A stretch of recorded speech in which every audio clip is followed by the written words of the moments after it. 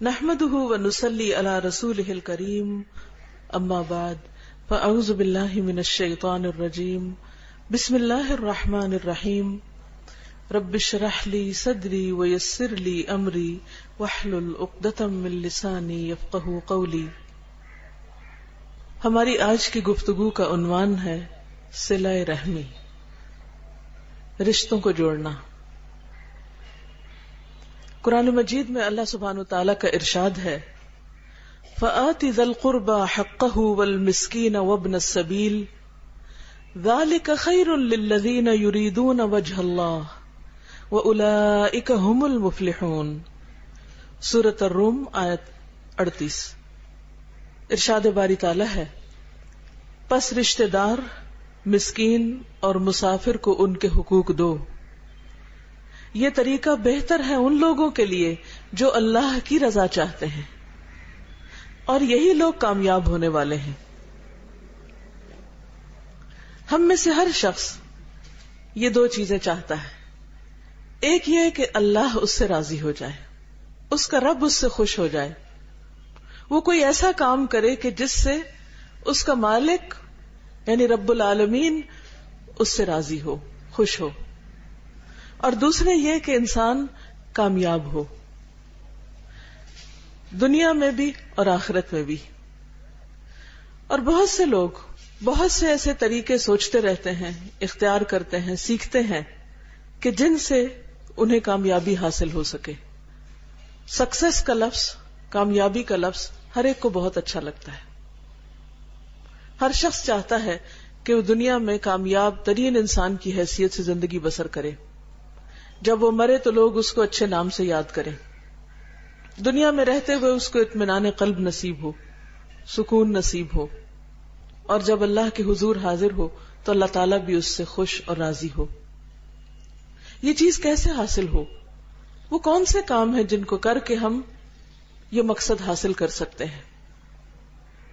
تو یہاں اس آیت میں وہ کام بتا دیا گیا کہ اگر کوئی شخص یہ کام کرے گا تو اس کا رب بھی اس سے راضی ہوگا اور وہ کامیاب لوگوں میں شامل ہو جائے گا. وہ کام ہے رشتہ دار، مسکین اور مسافر کو ان کا حق دینا. عام طور پر یہ تین طرح کے لوگ ایسے ہوتے ہیں کہ جن کے ساتھ احسان کیا جائے تو جواب میں کچھ ملتا نہیں، یک طرفہ طور پہ کرنا پڑتا ہے. رشتہ دار عموماً لینے کو اپنا حق سمجھتے ہیں، لیکن جواباً دینا وہ اپنا فرض نہیں سمجھتے. آپ ان کو ساری زندگی بھی دیتے رہیں تو بسا اوقات وہ راضی نہیں ہوتے، خوش نہیں ہوتے. تو انسان سوچتا مجھے کیا ملا، مجھے کیا حاصل ہوا، میں نے اتنا کیا لیکن مجھے تو کچھ بھی رسپانس نہیں ملا، لہذا آج کے بعد میں تو کسی کے ساتھ کچھ نہیں کرنے والا.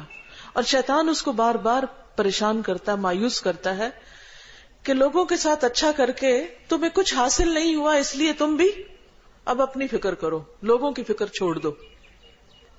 لیکن جس شخص کو یہ معلوم ہو کہ رشتہ دار تو نہیں راضی ہوتے، رشتہ دار نہیں راضی ہوتے تو نہ ہو، لیکن میرا رب تو راضی ہوگا، میں تو کامیاب ہو جاؤں گا، تو وہ پھر بغیر کسی صلے کی توقع کے، بغیر کسی نتیجے کے یک طرفہ طور پر رشتہ داروں کو دیتے رہتے ہیں، ان کا حق ادا کرتے رہتے ہیں، ان کے ساتھ حسن سلوک کرتے ہیں. اسی طرح مسکین جو خود ضرورت مند ہے، حاجت مند ہے، جب آپ اس کی مدد کرتے ہیں تو وہ مسکین جواباً آپ کو کچھ نہیں دے سکتا. لہذا انسان کی ایک بہت بڑی کمزوری ہے کہ جہاں سے اس کو کچھ فائدہ حاصل نہیں ہوتا وہاں وہ کچھ کرنا بھی نہیں چاہتا. لیکن جس کو یہ معلوم ہو کہ سب سے بڑا فائدہ رب کی رضا ہے اور وہ مل جائے گی تو وہ پھر اس کام میں پیچھے نہیں رہ سکتا، وہ دل کی خوشی کے ساتھ اور دوڑ دوڑ کر اس کام کو کرے گا. پھر اسی طرح مسافر کسی بھی جگہ وقتی طور پر آتے ہیں اور پھر چلے جاتے ہیں. بعض اوقات وہ کسی چیز کے ضرورت مند ہوتے ہیں. ایک شخص اپنے گھر میں بہت امیر بھی ہو سکتا ہے، اس کے پاس بہت کچھ ہوتا ہے، لیکن جب وہ سفر میں نکلتا ہے تو ضرورت مند ہو جاتا ہے. چاہے آپ کسی 5 سٹار 7 سٹار ہوٹل میں بھی آپ جا کر رہیں تو چھوٹی چھوٹی چیزوں کی آپ کو ضرورت پڑ جاتی. کتنے بھی انہوں نے اہتمام کر رکھے ہو پھر بھی آپ کو کچھ نہ کچھ کم پڑ ہی جاتا ہے. لیکن مسلمان معاشرے کے اوپر کیا ذمہ داری عائد کی گئی کہ مسافر کوئی بھی ہو، یہاں یہ نہیں کہا کہ جو غریب مسافر ہو یا جو لٹ جائے یا جس کی جیب کٹ جائے تو تم اس کے ساتھ اچھا سلوک کرو اور اس کے گھر واپس جانے کے لیے کرایہ کا بندوبست کر دو. نہیں، مسافر کوئی بھی ہو، اس کی عزت و اکرام، اس کا احترام، اس کا حق دینا، یہ اللہ کی رضا حاصل کرنے کا ذریعہ ہے. پھر اسی طرح سورۃ النساء میں اللہ تعالیٰ فرماتے ہیں وَاتَّقُوا اللَّهَ الَّذِي تَسَاءَلُونَ بِهِ وَالْأَرْحَامَ إِنَّ اللَّهَ كَانَ عَلَيْكُمْ رَقِيبًا، اور اللہ سے ڈرو جس کا واسطہ دے کر تم ایک دوسرے سے اپنے حق مانگتے ہو. یعنی رشتہ دار آپس میں ایک دوسرے سے جب حق لینا چاہتے ہیں تو عموماً اللہ کا واسطہ دیتے ہیں کہ خدا کے واسطے یہ کام کر دو، یہ بات مان جاؤ، چاہے اپنے بچوں کے ساتھ معاملہ ہو یا بعض اوقات والدین یا اور بہن بھائیوں کے ساتھ. تو فرمایا کہ تم اس رب سے ڈر کر ایک دوسرے کا حق پہچانو اور اس کو ادا کرو، اور رشتہ داروں کے حقوق کا خاص خیال رکھو، ارحام کا خیال رکھو، ان تعلقات کو بگاڑنے سے پرہیز کرو. اور یہ کب ہو سکتا ہے؟ جب انسان کو اللہ کا ڈر ہو. یاد رکھو ان اللہ کان علیکم رقیبا، بے شک اللہ تم پر نگرانی کر رہا ہے، وہ تمہارے اعمال کو، احوال کو دیکھ رہا ہے کہ کون مفسد ہے، کون خرابی کرتا ہے، کون بگاڑتا ہے اور کون بنانے کی کوششوں میں لگا رہتا ہے. صلہ رحمی یا رشتہ داروں کے ساتھ اچھا سلوک ان صفات میں سے ہے جو ہر معاشرے کے اندر اچھی نظر سے دیکھی جاتی ہیں. اسلام کے آنے سے پہلے عرب معاشرے کے اندر بہت سی اخلاقی خوبیاں تھیں، جن میں سے ایک صلہ رحمی تھی، رشتہ داری کا خیال کرنا. اسلام نے بھی اس کی بہت اہمیت واضح کی، یا اس پر بہت اس کی تاکید کی، یا اس پر بہت توجہ دلائی. نبی صلی اللہ علیہ وسلم پر غار حرا میں جب فرشتہ اترا اور اس نے آپ کو بہت زبردست طریقے سے 3 بار بھینچا، یوں کہ جیسے آپ کا جسم چور چور ہو جائے، اتنا شدید طریقے سے بھینچا اور کہا کہ اقرا پڑھو، تو آپ نے فرمایا میں نہیں پڑھ سکتا. بہرحال پھر اللہ کے حکم سے آپ پڑھنے لگے، وہی آپ پر نازل ہوئی، لیکن آپ کی حالت غیر ہو چکی تھی. اسی طرح کانپتے ہوئے خوف کی حالت میں آپ گھر واپس لوٹے. تو حضرت خدیجہ رضی اللہ تعالی عنہا نے آپ کا استقبال کیا. آپ نے ان کے سامنے اپنی دل کی کیفیت رکھی اور کہا زملونی زملونی، مجھے کچھ اڑا دو اڑا دو، اور کہا کہ مجھے اپنی جان کا ڈر ہے، یہ سب میرے ساتھ کیا ہو گیا. اس موقع پر حضرت خدیجہ نے کہا کلا واللہ لا یخزیک اللہ ابدا، ہرگز نہیں، اللہ کی قسم، اللہ آپ کو کبھی رسوا نہیں کرے گا، آپ کو کوئی نقصان نہیں دے سکتا، آپ پریشان نہیں ہو. کیوں؟ اس لیے کہ انک لتصل الرحم، کیونکہ آپ رشتوں کو جوڑتے ہیں، رشتہ داروں کا خیال رکھتے ہیں، صلہ رحمی کرتے ہیں، آپ کو کوئی نقصان نہیں ہو سکتا. آپ کا اتنا زبردست اخلاق ہے. وتحمل الکل، اور آپ ناتواں کا بوجھ اپنے اوپر لیتے ہیں، جو کمزور لوگ ہیں ان کا بوجھ اٹھاتے ہیں، یعنی بے سہارا لوگوں کا بوجھ اٹھاتے ہیں، جن کا کوئی سہارا نہیں ہوتا، جن کے کوئی کام کرنے والا نہیں ہوتا، آپ ان کے کام کر کے دیتے ہیں. وتکسب المعدوم، اور تنگ دست لوگوں کی مدد کرتے ہیں، یعنی جن کے پاس کچھ کمانے کو نہیں ہوتا آپ انہیں کما کے دیتے ہیں، اپنی کمائی میں سے ان پہ خرچ کرتے ہیں. وتقر الضیف، اور آپ مہمان نوازی کرتے ہیں، مہمان کی میزبانی کرتے ہیں. وتعین علی نوائب الحق، اور حق کے معاملے میں پیش آنے والی مشکلات میں آپ مصائب میں مدد کرتے ہیں، یعنی حق کے سلسلے میں جو مشکلات پیش آتی ہیں اس میں آپ لوگوں کا ساتھ دیتے ہیں. دنیا میں جتنا بھی سوشل ویلفیئر کا کام ہو رہا ہے، سوشل ورکر جو ہیں، سوشل ویلفیئر کے کام کرنے والے لوگ، اگر وہ اپنی ساری کوششوں کو جمع کر لیں تو وہ پوری کوششیں ان 5 چیزوں کے اندر سما جاتی. اور یہ آپ کا اخلاق نبوت سے پہلے کا ہے، یہ ایک بنیادی انسانی اخلاق ہے کہ جس پر ہماری شریعت نے تو زور دیا ہی، لیکن انسان کی عقل، اس کا ضمیر، اس کا دل اس کو ان چیزوں پر ابھارتا ہے. اس کے اندر کی جو فطرت ہے، اس کے اندر جو خیر ہے، وہ اس کو بتاتی ہے کہ یہ کرنے کے کام ہے. اور وہ کیا ہے کہ آپ رشتہ داریوں کو جوڑتے. اس نمبر 1. اور دنیا میں جتنے بھی انسان ہیں ان کے ساتھ ہم جو بھی حسن سلوک کریں، لیکن ان میں سے نمبر 1 بہرحال رشتہ دار ہی ہیں.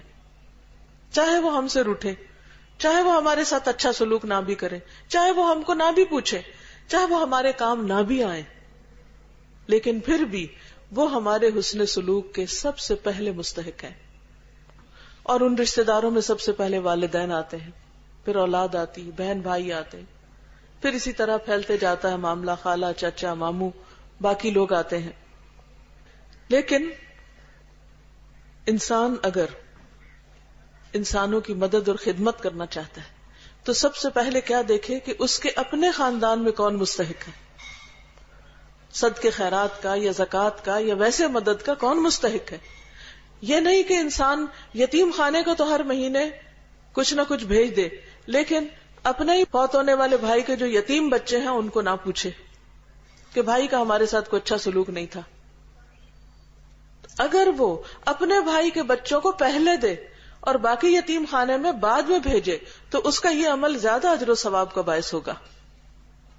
لیکن عموماً جو جتنا قریب ہوتا ہے اس سے اتنی زیادہ شکایتیں بھی ہوتی ہیں، اس سے اتنی زیادہ توقعات بھی ہوتی ہیں، اس سے اتنا ہی زیادہ انسان پھر ناراض بھی رہتا ہے، گلے شکوے بھی کرتا رہتا ہے، اور دوسرے سے زیادہ احسان کی توقع رکھتا ہے، طمع رکھتا ہے، اور خود احسان کرنا نہیں چاہتا. تو ایسے میں صلہ رحمی کرنا، رشتوں کو جوڑنا بڑا مشکل کام ہوتا ہے.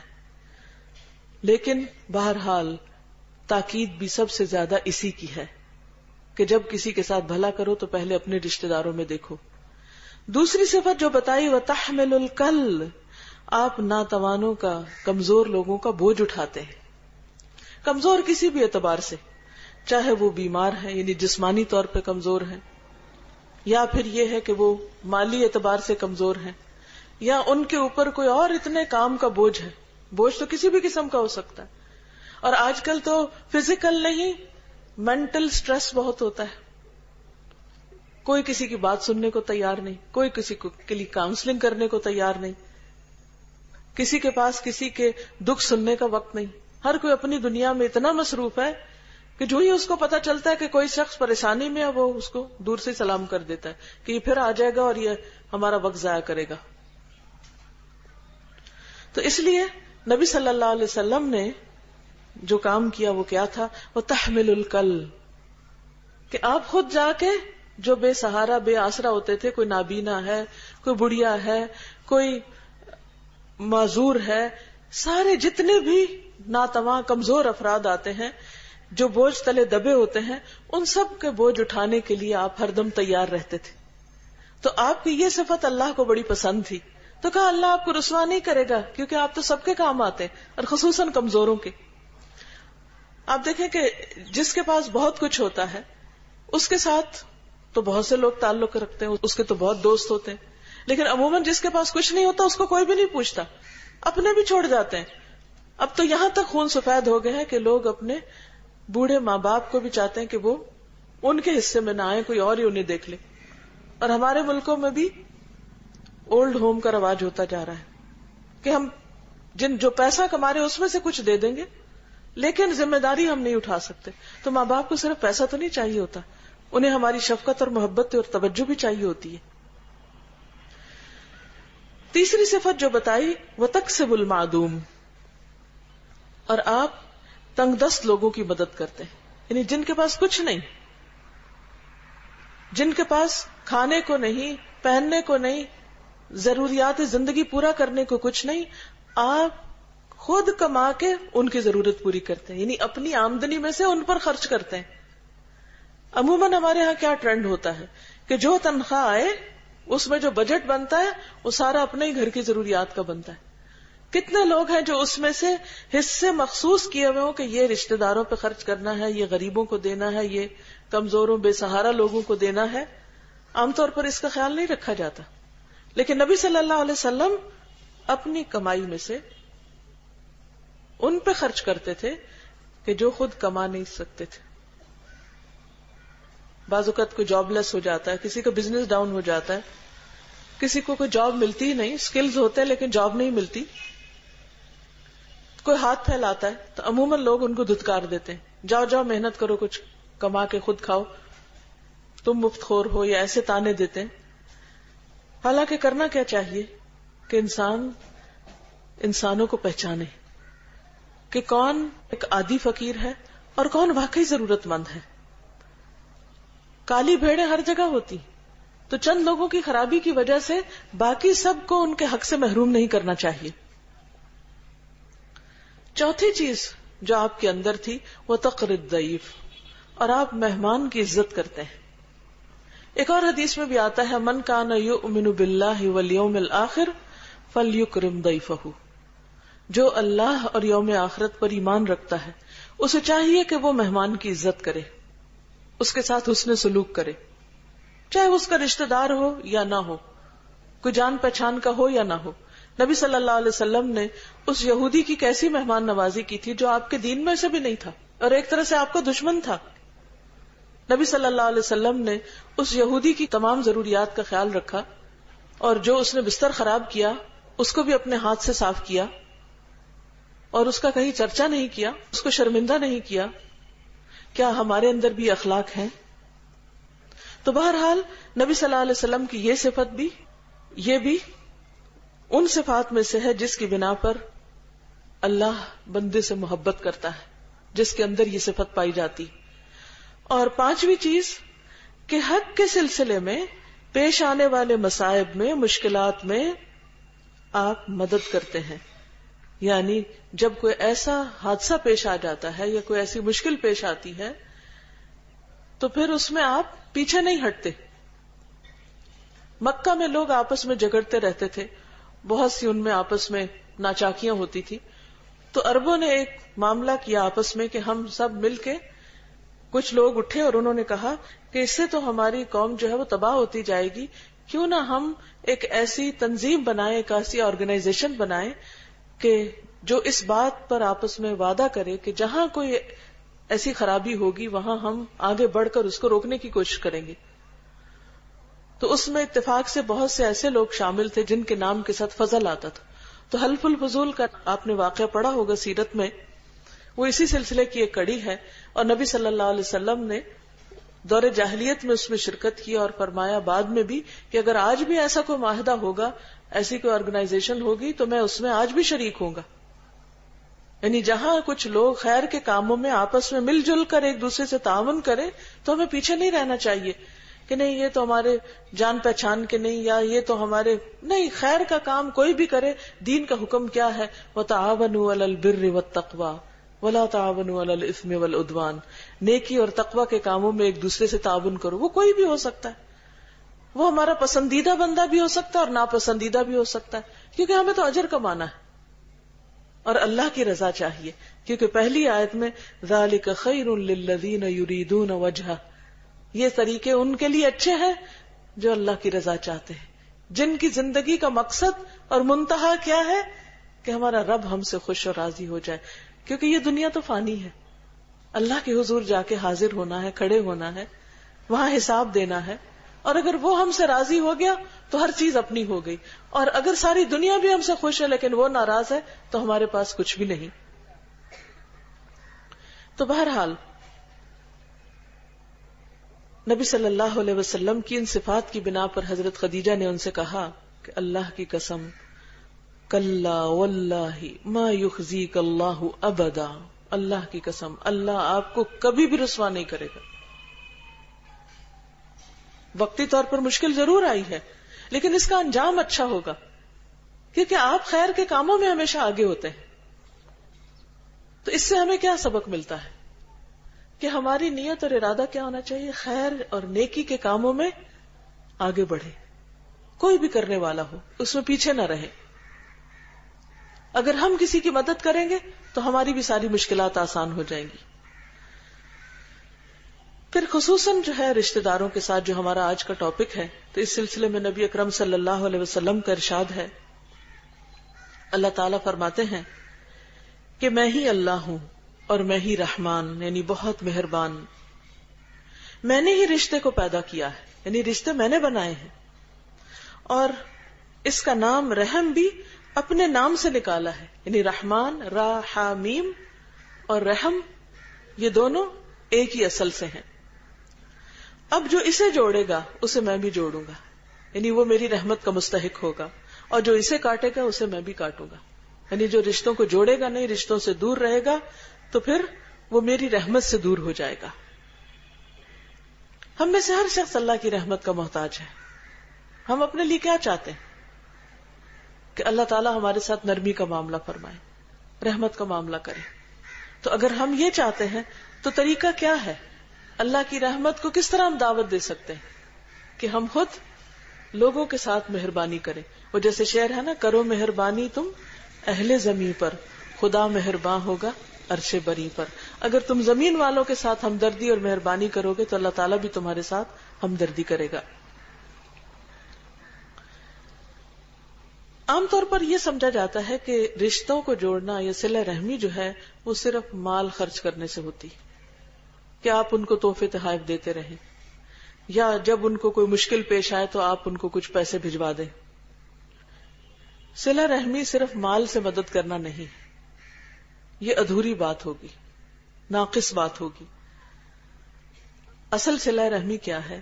کہ رشتہ داروں کے ساتھ ایک تعلق رہے، ایک دوسرے کو یاد رکھیں، بھولے نہیں، ایک دوسرے کی غمی خوشی میں، مشکل میں ایک دوسرے کے کام آئیں۔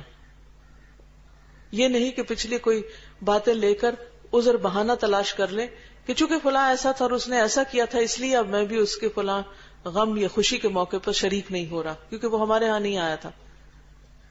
نہیں، ایسا نہیں کرنا۔ سیدنا ابو ایوب خالد بن زید انصاری سے روایت ہے کہ ایک شخص نے کہا، یا رسول اللہ صلی اللہ علیہ وسلم، مجھے ایسا عمل بتائیے جو مجھے جنت میں داخل کرے اور جہنم سے دور کرے۔ میں جنت میں جانا چاہتا ہوں، مجھے جنت کا شوق ہے۔ فرمایا، تم صرف اللہ کی عبادت کرو، اس کے ساتھ کسی کو شریک نہ کرو، نماز قائم کرو، زکوٰۃ دو اور صلہ رحمی کرو، رشتوں کو جوڑو۔ اور یہ بخاری اور مسلم کی حدیث ہے۔ تو اس سے کیا پتہ چلتا ہے کہ ہمیں ایک طرف اللہ کی عبادت کرنا ہے اور اللہ کے حقوق ادا کرنا ہے، یعنی نماز، زکوٰۃ وغیرہ کے ذریعے، اور دوسری طرف رشتہ داروں کا خیال رکھنا ہے اور حسب وسعت اور طاقت ان تک خیر پہنچانا اور حتی الامکان ان سے شر کو دور کرنا ہے۔ یعنی صلہ رحمی میں کیا کہ ہماری طرف سے ان کو خیر پہنچے، شر نہ پہنچے، اور اگر ان کی طرف سے ہمیں خیر نہیں بھی پہنچ رہا اور ان کی طرف سے ہمیں کسی قسم کی تکلیف پہنچ رہی ہے تو بھی جواب میں ہماری طرف سے ان کو خیر ہی جانا چاہیے۔ یہی دراصل اچھا اخلاق ہے، کیونکہ ایک حدیث میں آتا ہے کہ لیس الواصل بالمکافئ، بدلے کے طور پہ صلہ رحمی کرنے والا صلہ رحمی نہیں کرتا، اصل صلہ رحمی تو وہ کرتا ہے کہ جو مجھ سے کٹے میں اس سے جڑوں، کہ جو اس سے کاٹے وہ اس سے جڑے، جو اس کو نہ دے وہ اس کو دے۔ اب یہ بھی یاد رکھیے کہ رشتہ داروں میں آتا کون کون ہے، یعنی صلہ رحمی سے مراد کون کون سی رشتہ داری ہے، کیسے پہچان ہوگی کہ یہ رشتہ دار ہیں، اور خصوصاً ہماری اگلی جنریشن، ان کو تو رشتوں ہی کی پہچان نہیں رہی۔ اگر آپ ان سے جا کے پوچھیں مختلف رشتہ داریوں کے نام لے کر تو وہ آپ کو شاید نہ بتا سکے کہ اس کا مطلب کیا ہوتا ہے، اور بعض اوقات رشتہ داروں کو اگر وہ جانتے بھی ہو تو یہ نہیں پتا ہوگا کہ یہ خالہ کا بچہ ہے یا چچا کا ہے یا ماموں کا ہے یا پھپھی کا ہے، کون کس کی اولاد میں سے۔ اگر زیادہ سے زیادہ ایک جنریشن کا پتا ہوگا تو اس سے اگلی کا نہیں پتا۔ تو جب نام ہی نہیں آتے، جب پہچان ہی نہیں، تو حق کہاں سے ادا ہوگا، خیر اور بھلائی کہاں سے کریں گے؟ تو اس میں رشتہ داری میں 3 چیزیں آتی ہیں۔ ایک ہے محرمات، ایسی رشتہ دار خواتین جن سے نکاح کرنا حرام ہے، وہ تمام رشتہ داروں میں آتی ہیں۔ جیسے قرآن مجید میں آتا ہے، حرمت علیکم امہاتکم، تمہاری مائیں تم پر حرام ہیں۔ یہ چوتھے پارے کے آخر میں آتا ہے، حرمت علیکم امہاتکم، تمہاری مائیں تم پہ حرام ہیں، یعنی ان سے شادی نہیں کر سکتے. تو یہ سب سے پہلی رشتہ دار ہے. وبناتکم، اور تمہاری بیٹیاں، واخواتکم، اور تمہاری بہنیں. اب درجے بھی یہی ہیں، کیونکہ ایک حدیث میں آتا نا کہ ایک شخص نے آ کر پوچھا کہ اللہ کے رسول صلی اللہ علیہ وسلم، میرے حسن سلوک کا سب سے زیادہ مستحق کون ہے؟ یعنی سب سے زیادہ رشتہ داروں میں سے کس کے ساتھ اچھا سلوک کروں؟ تو آپ نے فرمایا تمہاری ماں. دوسری دفعہ پوچھا تو فرمایا تمہاری ماں. تیسری دفعہ پوچھا تو فرمایا تمہاری ماں. تو یہاں بھی اسی طرح درجہ بندی ہے. تمہاری مائیں، ماں کے بعد پھر اپنی اولاد، اور تمہاری بیٹیاں، پھر اپنے بہن بھائی. وَأَخَوَاتُكُمْ، تمہاری بہنیں، وَأَمَّاتُكُمْ، تمہاری پھپھیاں، وَخَالَاتُكُمْ، اور خالائیں. یعنی ایک باپ کی طرف سے اور ایک ماں کی طرف سے جو باپ اور ماں کی بہنیں ہیں. وَبَنَاتُ الْأَخِ وَبَنَاتُ الْأُخْتِ، بھائی کی بیٹیاں اور بہن کی بیٹیاں، یعنی بھتیجیاں اور بھانجیاں.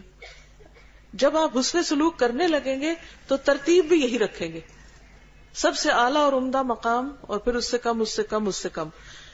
وَأُمَّهَاتُكُمُ اللَّاتِي أَرْضَعْنَكُمْ، وہ تمہاری مائیں جنہوں نے تم کو دودھ پلایا ہے. اس کے بعد ان کا درجہ آ جاتا ہے. وَأَخَوَاتُكُمْ مِنَ الرَّضَاعِ، اور تمہاری بہنیں جو رضاعت میں ہوں، یعنی دودھ شریک بہنیں. وَأُمَّهَاتُ نِسَائِكُمْ، اور تمہاری بیویوں کی مائیں، ساس. وَرَبَائِبُكُمُ اللَّاتِي فِي حُجُورِكُمْ، اور تمہاری بیویوں کی بیٹیاں جو پیچھے سے دوسرے شوہر سے لے کر آئی ہوں. اور پھر اس کے بعد وَحَلَائِلُ أَبْنَائِكُمْ، اور تمہاری بہویں، الَّذِينَ مِنْ أَصْلَابِكُمْ وَأَن تَجْمَعُوا بَيْنَ الْأُخْتَيْنِ إِلَّا مَا قَدْ سَلَفَ. تو یہ ساری محرمات ہیں. تو ان کے ساتھ صلہ رحمی کرنا اور ان کے حقوق ادا کرنا یہ ضروری ہے. دوسرے ہیں وارث. یعنی کون ہے رشتہ دار؟ وارث. وارث سے کیا مراد ہے؟ کہ انسان کے مرنے کے بعد جن جن کو انسان کا مال جاتا ہے، تقسیم ہوتا ہے، وہ رشتہ داروں کی کیٹیگری میں آتے ہیں. پھر عام رشتہ دار، کیونکہ بعض اوقات یہ تو قریبی رشتہ دار ہے.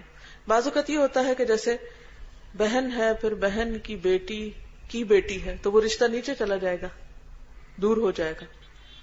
اب اگر وہ وراثت میں شریک نہیں ہوتی تو بھی رشتہ دار ہے، لیکن جتنا وہ نیچے جائے گا اتنا رشتہ دور ہوتا جائے گا، اس کا درجہ بھی دور ہوتا جائے گا. لیکن وہ رشتہ دار رہیں گے، حسن سلوک کے مستحق رہیں گے، اگرچہ ان کا درجہ وہ نہیں جو خود بہن کا ہے. یعنی بہن کی بیٹی ٹھیک ہے، لیکن اس بیٹی کی آگے بیٹی، اور پھر اگر اس سے آگے بیٹی ہے تو پھر وہ دور کا رشتہ پڑ جاتا ہے، لیکن ہے وہ بھی رشتہ داروں میں.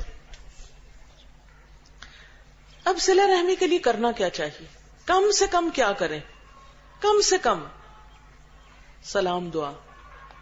حدیث میں آتا ہے بلو ارحامکم ولو بالسلام، رشتہ داریوں کو تر و تازہ رکھو، خاص صرف سلام کے ذریعے، صرف سلام دعا.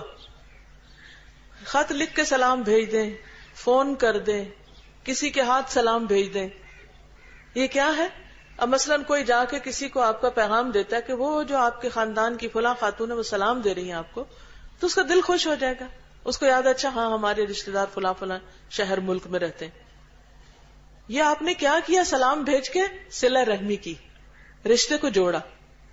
تو بلل کا مطلب ہوتا ہے چھڑکاؤ کرنا.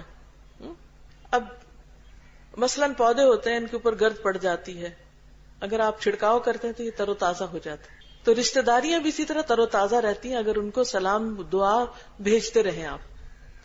اور اگر سلام دعا بھی نہ ہو، کبھی سالوں کوئی بات نہ ہو، تو کیا ہوتا ہے؟ سارے تعلقات منقطع، ایک طرح سے رشتے کٹ جاتے ہیں. پھر اسی طرح حال احوال معلوم کرنا، یہ اگلا درجہ ہے. ایک ہے آپ نے صرف سلام بھیج دیا، دوسرا ہے کہ آپ کے پاس ساری لسٹ ہو اور آپ یہ بھی پتہ کرنے کی فکر کریں کہ ان کا حال کیا ہے، ان کی ضروریات کیا ہے، ان کے بچے کیسے ہیں، کس حال میں ہیں، کوئی بیمار تو نہیں، کوئی ضرورت مند تو نہیں. پھر اسی طرح مال اور جان سے مدد کرنا. یعنی پہلا تو ہے سلام، پھر حال چال معلوم کرنا، اور پھر تیسرا یہ کہ کچھ پریکٹیکلی کرنا. بعض اوقات آپ اس کیفیت میں نہیں ہوتے، اس کنڈیشن میں نہیں ہوتے کہ آپ مدد دے سکیں، تو اس صورت میں کیا کرنا چاہیے؟ انسان دعا ہی دے دے، کسی بھی طرح مدد کر دے. لیکن اگر ایسا نہیں تو پھر اصل کیا ہے؟ مال و جان سے مدد. بعض اوقات مال ہوتا ہے، بعض اوقات آپ جسمانی طور پر کسی کی خدمت کر سکتے ہیں. کوئی گھر میں بیمار ہو گیا ہے، کسی بچی کی ڈلیوری ہے، جا کر اس کا کھانا پکا دینا، اس کے کام آنا، اس کے بچے کے کپڑے دھو دینا، اس کے گھر والوں کے لیے کچھ کام کر دینا. یہ جو آپ عمل ہے آپ کا، یہ کیا ہے؟ جان سے خدمت، جان سے آپ صلہ رحمی کر رہے ہیں.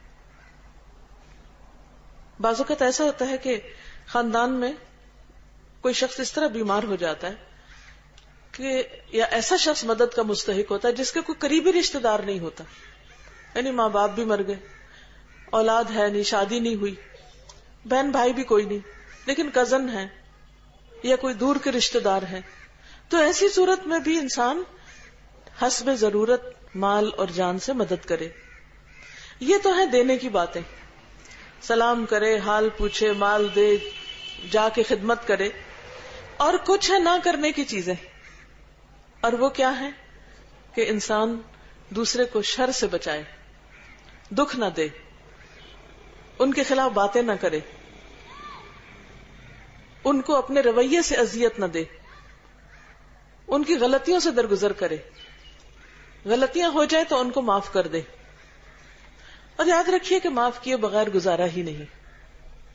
انسان اگر کسی کی غلطی کو معاف نہیں کرتا تو بوجھ کس کو اٹھانا پڑتا ہے؟ خود ہی کو اٹھانا پڑتا ہے. اگر ہم کسی کو فارگیو نہیں کرتے تو وہ جو دل کے اندر انتقام کی آگ ہے وہ بار بار جلاتی رہے گی، اندر انسان کو بھڑکاتی رہے گی اور ایک پریشانی لاحق رہے گی اس کو. تو اس لیے انسان دوسروں کو معاف کرتا رہے. یہ بھی صحیح حدیث میں آتا ہے کہ ایک شخص نے آپ سے پوچھا کہ انسان اپنے خادم کو دن میں کتنی بار معاف کرے؟ فرمایا 70 بار. 70 بار معاف کرو.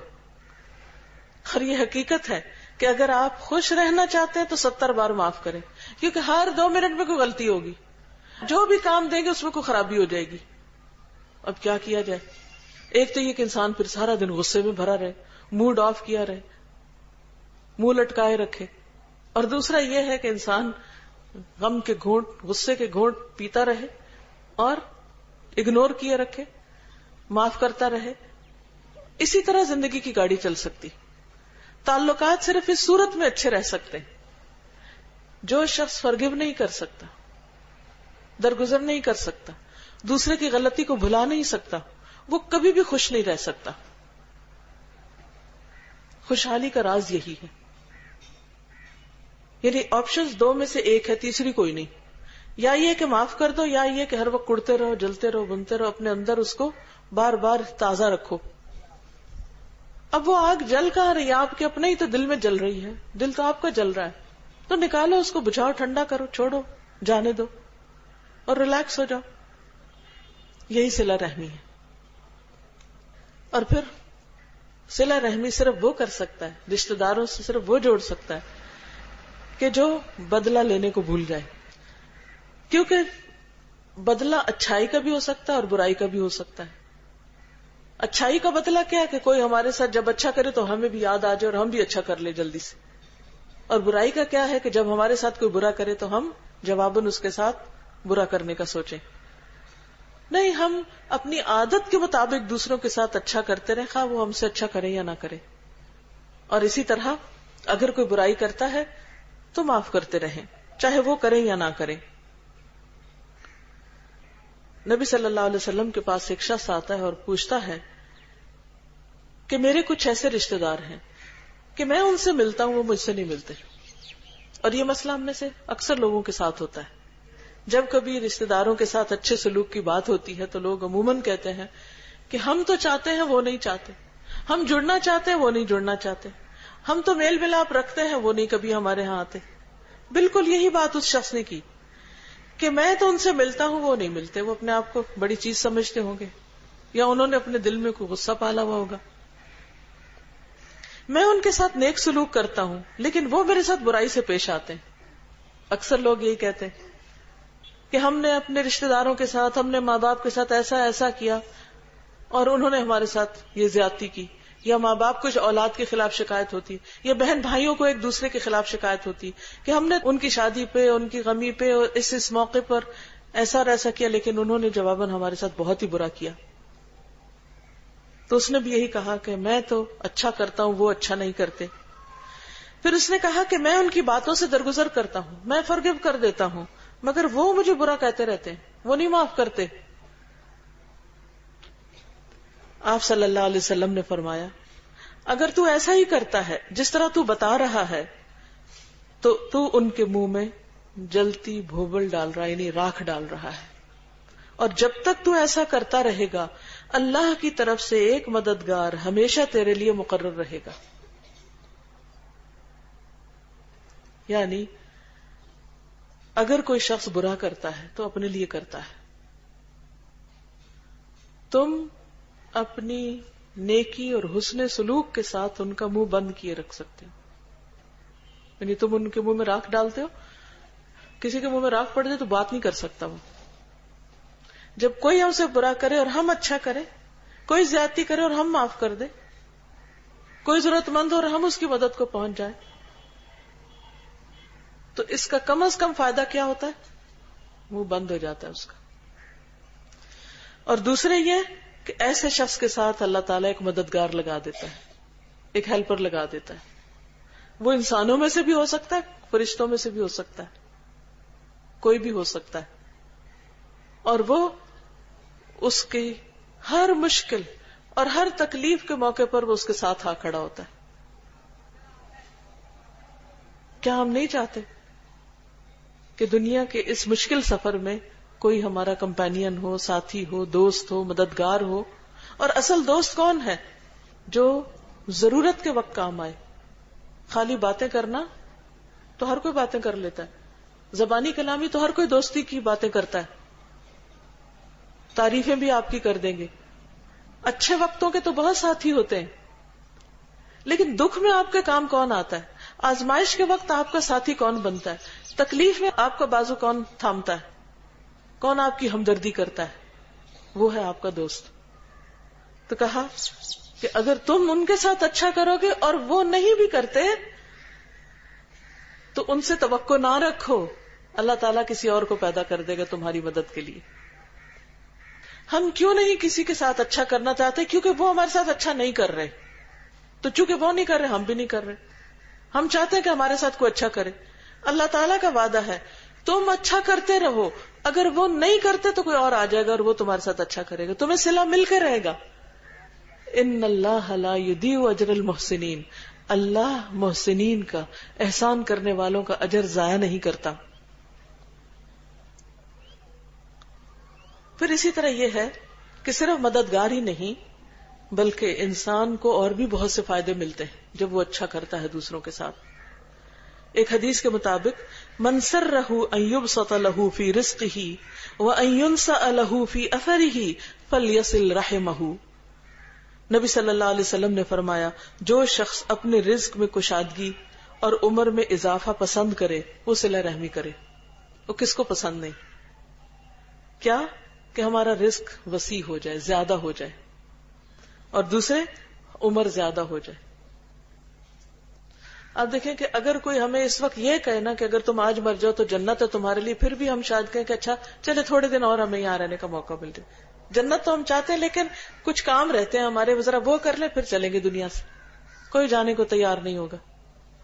ہم میں سے ہر شخص درازی عمر کی تمنا بھی رکھتا ہے اور دعائیں بھی ایک دوسرے کو دیتے ہیں. تو جو شخص چاہتا ہے اس کی عمر لمبی ہو، اس میں برکت ہو، اور جو شخص یہ چاہتا ہے اس کا رزق زیادہ ہو، اس کے مال میں برکت ہو، اسے چاہیے رشتہ داروں سے اچھا کرے، ماں باپ کے ساتھ اچھا کرے، بہن بھائیوں کے ساتھ اچھا کرے، بچوں کے ساتھ خیر خواہی کرتا رہے، سسرال کے ساتھ اچھا کرے. کیونکہ آپ دیکھیں کہ محرمات میں ساس کا ذکر بھی آیا ہے. عموماً لوگ جب یعنی مرد حضرات شادی کے بعد اپنے ماں باپ کا تو خوب خیال رکھتے ہیں، لیکن بیوی اگر اپنے ماں باپ کے لیے کچھ بھی کرنا چاہے تو ناراض ہو جاتے ہیں، اس کو صلہ رحمی نہیں کرنے دیتے، وہ ان کی نگاہ میں بہت کھلتی. تو اسلام کیا سکھاتا ہے کہ وہ بھی تمہارے حسن سلوک کے مستحق ہے، کیونکہ محرمات میں وہ بھی آتی ہے. ایک اور حدیث میں آتا ہے، نبی صلی اللہ علیہ وسلم نے فرمایا، اپنے قرابت داروں سے متعلق معلومات حاصل کرو، ان کے بارے میں جانو، نسب کو جانو، تاکہ صلہ رحمی کر سکو. اور اسی وجہ سے مسلمانوں کے اندر علم الانساب جو ہے وہ بہت زیادہ اسٹرانگ تھا کہ وہ نسب نامے جانتے تھے، کون کس کا بچہ ہے، کس کی اولاد ہے، کس خاندان سے، کس قبیلے سے، کس برادری سے. فرمایا بلا شبہ صلہ رحمی سے خاندان میں محبت، مال میں کثرت اور عمر میں اضافہ ہوتا ہے، اور یہ ہر شخص کو پسند ہے. تو 3 فائدے ایک ہی حدیث میں بیان کر دیے گئے. ایک تو یہ کہ آپس کے تعلقات اچھے ہوتے ہیں، دوسرے یہ کہ مال میں اضافہ، اور تیسرے عمر میں اضافہ. ایک اور حدیث ہے مجموع الزوائد کی، حضرت علی کہتے ہیں کہ نبی صلی اللہ علیہ وسلم نے ارشاد فرمایا، جو شخص اس بات کو پسند کرے کہ اس کی عمر میں اضافہ ہو، اس کے رزق میں وسعت ہو، اور اس سے بری موت دور کی جائے، برے حادثوں سے بچے، وہ اللہ سے ڈرے اور رشتہ داروں سے اچھا سلوک کرے. آج آپ دیکھیں کہ ہم میں سے ہر شخص ڈرتا ہے کہ کہیں ایکسیڈنٹ نہ ہو جائے، کہیں ایسی موت واقع نہ ہو کہ ہمارا کوئی وہاں ہو ہی نہ، کسی سفر میں، کسی ایسی جگہ پر، یا یہ کہ ایسی تکلیف دہ موت ہو، یا یہ کہ انسان فوت ہو جائے اور نہ اس کا جنازہ ہو. آج کل آپ دیکھیں کتنی ایسی موتیں ہو جاتی ہیں کہ بعض اوقات باڈیز بھی ختم ہو کے رہ جاتی. تو جو شخص یہ چاہتا ہو کہ وہ بری موت سے بچے اور اس کی رزق میں اضافہ ہو اور اس کی عمر میں اضافہ ہو، تو اس کو چاہیے رشتہ داروں سے اچھا کرے. اب جب ہم سوچتے ہیں اچھا رشتہ داروں سے اچھا کرے تو پھر ہمیں غم غصے یاد آ جاتے ہیں، انہوں نے تو ہمارے ساتھ بڑی زیادتیاں کی. لیکن آپ یقین کریں یہ سب شیطان کی کارستانی ہے کہ وہ ہمارے دلوں میں پکا رکھتا ہے ان غم غصے کو. اگر آپ صرف فیصلہ کر لیں کہ نہیں مجھے بری موت نہیں مرنا، مجھے اپنے رزق میں اضافہ چاہیے، مجھے عمر میں برکت چاہیے، اور میں آج کرنے لگی ہوں فون کال اپنی اس بہن کو جو 10 سال سے مجھ سے ناراض ہے، پھر آپ کے دل میں شیطان ڈالے گا، لو تم نیچے لگ جاؤ گی، وہ تو تمہارے پھر سر چڑھ جائے گی، وہ تمہیں پھر تکلیف دے گی، چھوڑو جانے دو، کتنے چین کی زندگی ہو رہی، کیا ضرورت ہے. نہیں، مجھے اللہ کا حکم ماننا ہے. اٹھے اور فون کال کریں، گھر چلے جائیں، کچھ بھیج دیں، سلام بھیج دیں، کوئی تحفہ بھیج دیں، کچھ بھی کریں، بس کہیں کہ مجھے اپنی بھلائی کرنی. ہم سمجھتے شاید ہم دوسرے کے ساتھ بڑا احسان کر رہے ہیں، جبکہ بھلا ہمارا اپنا ہوتا ہے، فائدہ ہمیں پہنچتا ہے. اور پھر کسی کے ساتھ قطع تعلقی، سلام کلام بند کرنا، یہ بذات خود انسان کے لیے نقصان دہ ہے. نبی صلی اللہ علیہ وسلم نے فرمایا، کسی مسلمان کے لیے جائز نہیں کہ وہ اپنے مسلمان بھائی سے 3 راتوں سے زیادہ تعلق منقطع رکھے، کہ 3 دن گزر جائیں اور وہ بات چیت نہ کرے، دونوں کا آمنا سامنا ہو، تو یہ اس سے اور وہ اس سے منہ پھیر لے، اور ان دونوں میں بہتر وہ ہے جو سلام کرنے میں پہل کرے. ان میں سے بہتر وہ ہے جو سلام میں پہل کرے. یعنی اگر کسی سے ناراضگی ہو گئی، شوہر سے ہو گئی، بچوں سے ہو گئی، ماں باپ سے، کسی سے ہو گئی، غصہ بھی آ گیا، تو اللہ تعالیٰ کو معلوم ہے کہ 3 دن لگتے ہیں اس غصے کے ٹھنڈے ہونے میں. 3 دن کے بعد اس غصے کو تھوک دینا چاہیے، شیطان کے چنگل سے باہر آ جانا چاہیے، کیونکہ غصہ ہوتا بھی شیطان کی طرف سے، اور انسان کو واپس نارمل روٹین میں آ جانا چاہیے. اور اگر نہیں آتا تو اس کا مطلب یہ ہے کہ شیطان نے اس کو اچھی طرح اپنے قابو میں کیا ہوا ہے، پھر انسان اللہ کی بات نہیں مانتا اور شیطان کی مان رہا ہے. اور پھر یاد رکھیے کہ اگر انسان یہ سمجھتا کہ میری بےزتی ہو جائے گی، تو ان العزت للہ جميعا، عزت تو ساری کی ساری اللہ کے لیے. لا يحزنک قولهم، ان کی باتیں تمہیں غمگین نہ کریں. کسی کے باتیں کرنے سے کسی کی عزت نہیں جاتی. ٹھیک ہے وقتی طور پر شیطان وسوسے ڈالتا ہے، لیکن جن کے دلوں میں محبت سچی ہوتی ہے وہ کسی کی باتیں سن سنا کے اس محبت کو ختم نہیں کرتے، وہ اپنے دین ایمان پہ قائم رہتے ہیں. پھر یاد رکھیے کہ صلہ رحمی جو ہے صرف مسلمانوں سے نہیں، اگر نان مسلم پیرنٹس بھی ہوں یا رشتہ دار ہوں، ان سے بھی اچھا سلوک کرنا چاہیے. اور اس حسن سلوک کی وجہ سے ہو سکتا ہے وہ مسلمان ہو جائے. کئی لوگ جب مسلمان ہوتے ہیں تو اپنے سارے خاندان سے کاٹ کے رکھ لیتے ہیں. کچھ لوگ جب دین کی طرف آتے ہیں تو اپنے سارے خاندان سے کٹ جاتے ہیں, ان کی غمی خوشی ہر چیز سے تعلق کاٹ بیٹھتے ہیں. یہ طریقہ درست نہیں. وہ سمجھتے ہیں بائیکاٹ کرنے سے ہم شاید اپنے اسلام کا زیادہ اظہار کر سکیں, جبکہ اسلام میں رشتوں کو جوڑنا, تعلقات کو اچھا رکھنا ایک بنیادی سبق ہے. حضرت اسما جو تھی, ان کی والدہ مکہ میں رہتی تھی, مشرک تھی, مسلمان نہیں ہوئی تھی. تو ایک دفعہ انہیں کچھ ضرورت پیش آئی تو اپنی بیٹی کے پاس آئیں کہ میری کچھ مدد کرو. تو ان کو اب شک تھا کہ پتہ نہیں مجھے کرنا چاہیے یا نہیں, کیونکہ یہ تو مسلمان نہیں ہے. آپ نبی صلی اللہ علیہ وسلم کے پاس گئے اور ان سے پوچھا کہ اس طرح میری ماں آئی ہے تو کیا میں اس کے ساتھ اچھا سلوک کروں, اس کی مدد کروں؟ تو آپ نے فرمایا سلی امک, اپنی ماں کے ساتھ اچھا سلوک کرو, ان کے ساتھ رشتہ داری کے معاملے میں ان کا حق ادا کرو, رشتے کو جوڑ کے رکھو. صلہ رحمی کے برعکس ایک ہے قطع رحمی, رشتے کاٹنا. جہاں تک رشتوں کے کاٹنے کا تعلق ہے تو یہ جو آیات آپ کو شروع میں تلاوت جن کی سنائی گئی تھی, اس میں واضح طور پر آتا ہے کہ جو لوگ رشتوں کو کاٹتے ہیں ان کے لیے, یہ سورۃ الرعد کی آیت نمبر 19 ہے, فرمایا والذین ینقضون عہد اللہ من بعد میثاقہ ویقطعون ما امر اللہ بہ ان یوصل ویفسدون فی الارض اولئک لہم اللعنۃ ولہم سوء الدار. اور جو لوگ اللہ سے عہد پکا کرنے کے بعد توڑ دیتے ہیں اور جن رشتوں کو اللہ نے جوڑنے کا حکم دیا ان کو کاٹ دیتے ہیں اور زمین میں فساد کرتے ہیں, ایسے لوگوں پر اللہ نے لعنت کی, وہ اللہ کی رحمت سے محروم ہے. وَلَهُمْ سُوءُ الدَّارِ, اور ان کے لیے برا گھر ہے, برا ٹھکانہ ہے. یعنی آخرت میں ان کی قیام گاہ بہت بدترین ہوگی. اور یہ کس بنا پر؟ کہ وہ رشتوں کو کاٹتے ہیں. اور جو لوگ رشتوں کو جوڑتے ہیں ان کے لیے بہترین مقام ہے, بہترین صلہ ہے, بہترین اجر ہے. فرمایا والذین یصلون ما امر اللہ بہ ان یوصل وَيَخْشَوْنَ رَبَّهُمْ وَيَخَافُونَ سُوءَ الْحِسَابِ, اور وہ لوگ جو ان چیزوں کو جن کو اللہ نے جوڑنے کا حکم دیا ان کو جوڑتے ہیں اور اپنے رب سے ڈرتے ہیں اور برے حساب سے ڈرتے ہیں اور اپنے پروردگار کی خوشنودی حاصل کرنے کے لیے صبر کرتے ہیں, نماز قائم کرتے ہیں, جو رزق ہم نے ان کو دیا پوشیدہ اور علانیہ خرچ کرتے ہیں, نیکی سے برائی کو دور کرتے ہیں, یعنی برائی کا بدلہ برائی سے نہیں اچھائی سے دیتے ہیں. یہی لوگ ہیں جن کے لیے آخرت کا گھر ہے, ہمیشہ رہنے کے باغات جن میں وہ داخل ہوں گے. ان کے باپ دادا اور بیویاں اور اولاد میں سے جو نیک ہوں گے وہ بھی وہاں جائیں گے. فرشتے ہر دروازے سے ان کو سلام کریں گے, ان پر داخل ہوں گے اور انہیں کہیں گے کہ تم پر سلام ہو, اس وجہ سے کہ تم نے صبر کیا. کتنا اچھا ہے آخرت کا گھر. تو آپ دیکھیے کہ دونوں گروہوں میں کتنا واضح فرق ہے. رشتے توڑنے والوں کا انجام کیا ہے اور رشتے جوڑنے والوں کا انجام کیا ہے. تو قطع رحمی جو ہے وہ انسان کے اپنے لیے نقصان دہ ہے. فرمایا لا يدخل الجنت قاطع, قطع تعلق کرنے والا جنت میں داخل نہ ہوگا. یعنی اللہ رسول کا حکم سننے کے بعد بھی اگر کوئی رشتوں کو نہیں جوڑتا تو پھر وہ اپنے لیے خود جنت سے محرومی کا سامان کر رہا ہے. ہر رشتے کے کاٹنے کے پیچھے کوئی نہ کوئی وجہ تو ہوتی ہے.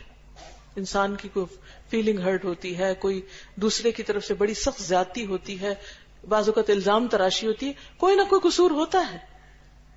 پھر ان سب باتوں کا کیا کریں؟ ان کا ایک ہی حل ہے کہ یا تو دل میں پال کے رکھیں یا پھر معاف کر دیں. تو دل میں رکھنا حل نہیں ہے, معاف کرنا حل ہے. اور پھر آپ دیکھیے کہ جو لوگ آپس میں دشمنیاں رکھتے ہیں ان کے اعمال بھی قبول نہیں ہوتے. حدیث میں آتا ہے کہ ہر سوموار اور جمعرات کو بارگاہ الہی میں اعمال پیش کیے جاتے ہیں, بس اللہ تعالیٰ ہر اس شخص کے گناہ معاف کر دیتا ہے جو اللہ کے ساتھ کسی کو شریک نہ ٹھہراتا ہو, سوائے اس شخص کے کہ اس کے اور اس کے بھائی کے درمیان دشمنی اور کینہ ہو. تو اللہ تعالیٰ فرماتا ہے ان دونوں کو چھوڑ دو حتیٰ کہ صلح کر لیں یا اپنے تعلقات اچھے کر لیں. تو بات یہ ہے کہ جب انسان اللہ کی خاطر جوڑنے کی کوشش کرتا ہے تو اللہ تعالیٰ اس کو توفیق بھی دے دیتا ہے. اللہ تعالیٰ ہم سب کو اپنی رحمت سے ڈھانپے اور ہمیں ان فرائض کو ادا کرنے کی توفیق دے کہ جن کے ادا کرنے پر وہ راضی ہوتا ہے. اللہ تعالی ہم سب سے راضی ہو اور ہم وہ کام کریں جو اس کی پسند کے ہوں. وآخر دعوانا ان الحمد للہ رب العالمین. اگر آپ کو کوئی سوال ہو تو آپ کر سکتے ہیں. میں یہ سن رہی تھی تو مجھے خیال آ رہا تھا کہ میری دوست ہے، کہیں باہر کے ملک میں رہتی ہے، اس کی بہن ہے، وہ بہت زیادہ اس سے تعلق جوڑنے کی کوشش کرتی ہے، لیکن پتہ نہیں کس قسم کے کیا آپس کے اختلافات ہیں. فون کرتی ہے، تحفہ بھیجتی ہے، پیغام بھیجتی ہے، وہ کہتی ہے آپ نہ میرے گھر آئیں، نہ فون کریں، نہ میرے سے بات کریں، آپ مجھ سے بات کرتی ہیں، مجھے زیادہ تکلیف ہوتی ہے. اب اس کا یہ سوال تھا ریسنٹلی، اس نے پوچھا کہ میں کیا کروں، کہ اس کو وہ کہتی ہے کہ میرے سے آپ اگر مجھے سلام بھی بھیجتی ہیں تو مجھے تکلیف ہوتی ہے، تو اس کو کیا کرنا چاہیے؟ اس میں یہ کہ جو دوسرا فریق ہے اس کو بتانا چاہیے کہ رشتے کو کاٹنے کا نقصان کتنا ہے. یعنی یہ تکلیف کم ہے لیکن رشتہ کاٹ کے جو تکلیف اور آنے والی ہے وہ اس سے کہیں زیادہ بڑی. تو جب انسان کسی بڑے نقصان کو دیکھتا ہے تو چھوٹا نقصان اور چھوٹی تکلیف برداشت کر لیتا ہے. پھر یہ کہ خاندان والوں کا بھی فرض بنتا ہے کہ وہ آپس میں صلح کروا دے. انما المؤمنون اخوہ فاصلحوا بین اخویکم. مومن آپس میں بھائی بھائی ہیں. تو کیا کرنا چاہیے؟ بھائیوں کے درمیان اگر کوئی ناچاکی ہو تو دوسروں کو صلح کرانی چاہیے. اور صلح کا طریقہ کیا ہے کہ دوسرے کی اچھی باتیں بتائی جائے اور ایک دوسرے سے دلوں کو جوڑا جائے.